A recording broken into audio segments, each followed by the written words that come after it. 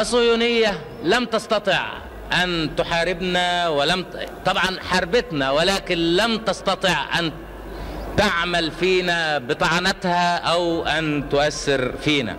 كان لازم طبعا يدوروا على حد يأجروه ويجيبوه علشان يشتغل، فوجدوا الملك الصغير اللي كلنا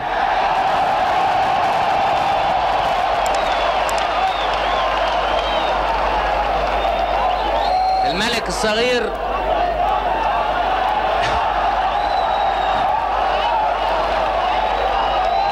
أو كلنا عارفين الملك الصغير أو الملك الأجير اللي جه في نيويورك.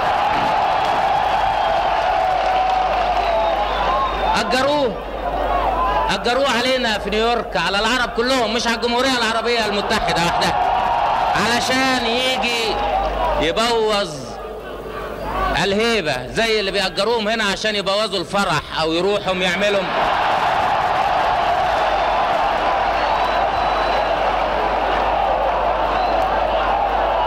وجاء الملك حسين في نيويورك.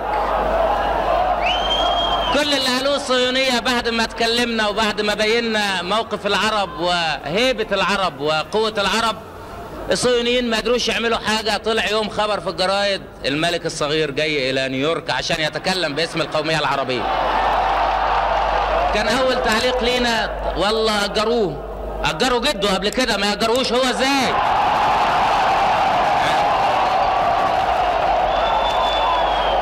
كلنا نعرف طبعا ازاي أجروا جده سنة 48.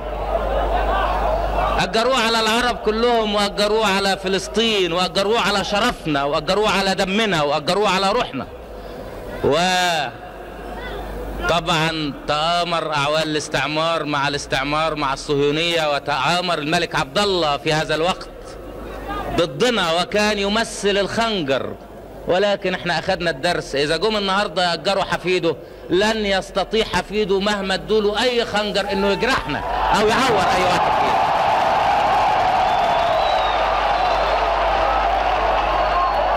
اللي أجروه سنة 48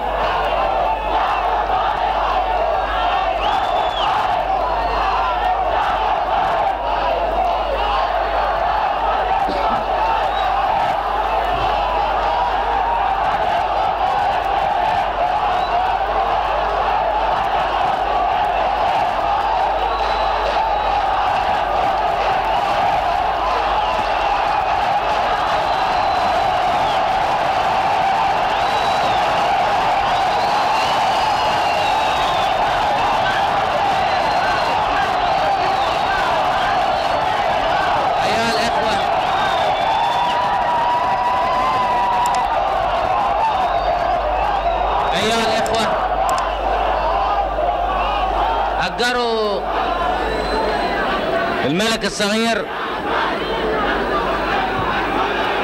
ووصل إلى نيويورك الملك الأجير،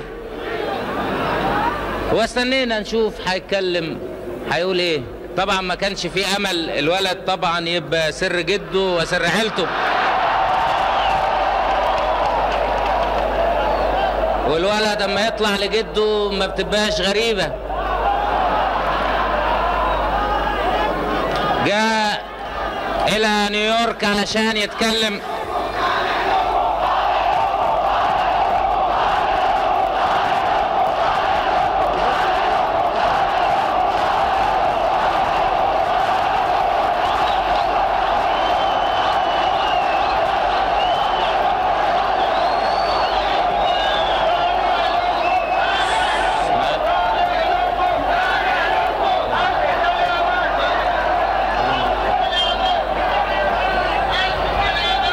أيها الإخوة،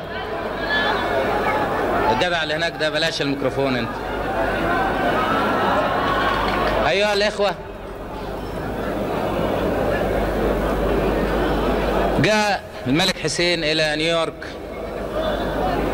وتكلم في الجمعية العامة للأمم المتحدة. تكلم كلمة من 12 ورقة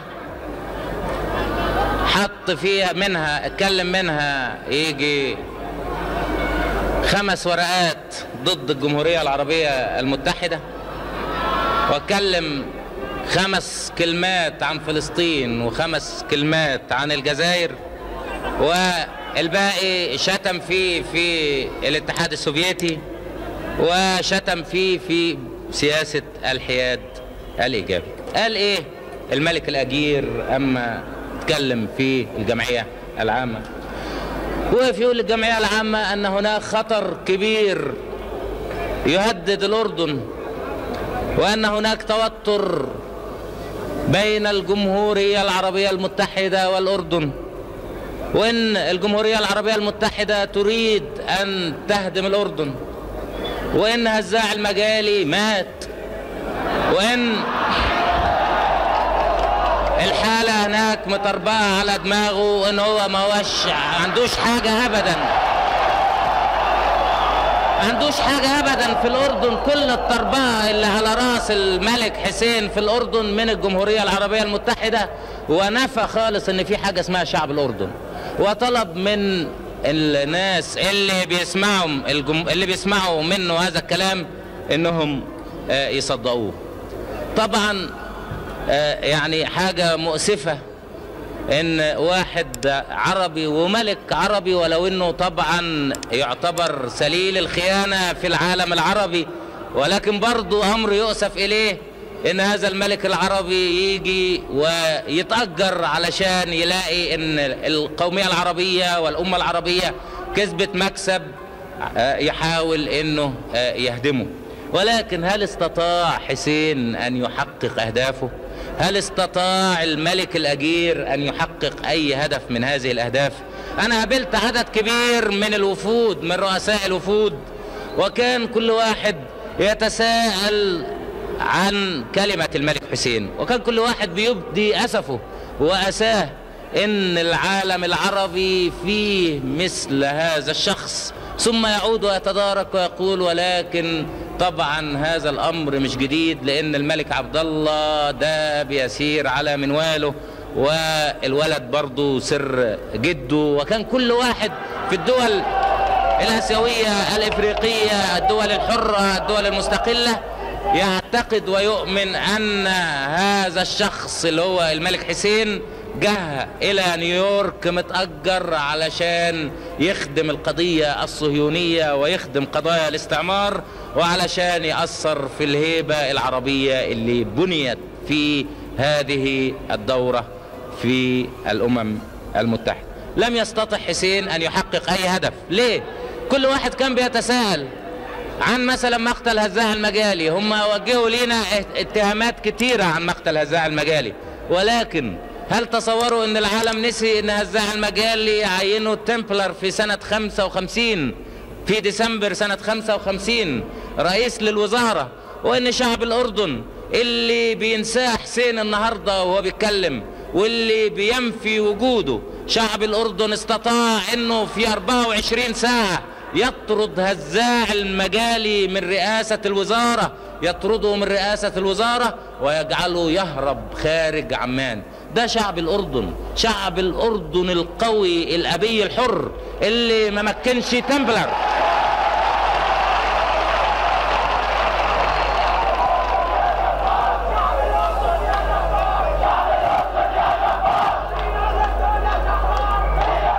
شعب الأردن اللي تصدى لتمبلر في سنة 55، وكان الجنرال تمبلر في هذا الوقت رئيس أركان حرب الإمبراطورية البريطانية، وما قدرش يفرض إرادته في عمان. ما قدرش يفرضها على مين؟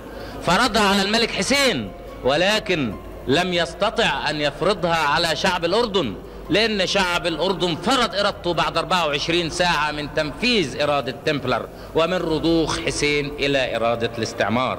شعب الأردن ده موجود النهاردة، موجود منه في السجون، وموجود منه ضحايا، وموجود منه قتلى. شعب الأردن لم يقبل أن تحكمه الخيانة في الماضي، ولا يقبل أن تحكمه الخيانة في الحاضر. شعب الأردن لم يقبل أن يكون بأي حال من الأحوال مطية للاستعمار أو مطية للصهيونية، وشعب الأردن لن يقبل أبدا في الحاضر أن يكون مطية للاستعمار ومطية للصهيونية.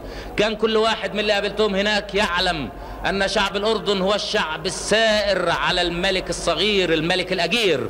شعب الأردن الذي صار على الخيانة في الماضي يصور عليها الآن. شعب الأردن الذي قضى على الخيانة في الماضي يعمل على القضاء عليها الآن. شعب الأردن اللي هو شعب عدده صغير وقاس الكثير من المآسي وقاس الكثير من التعذيب.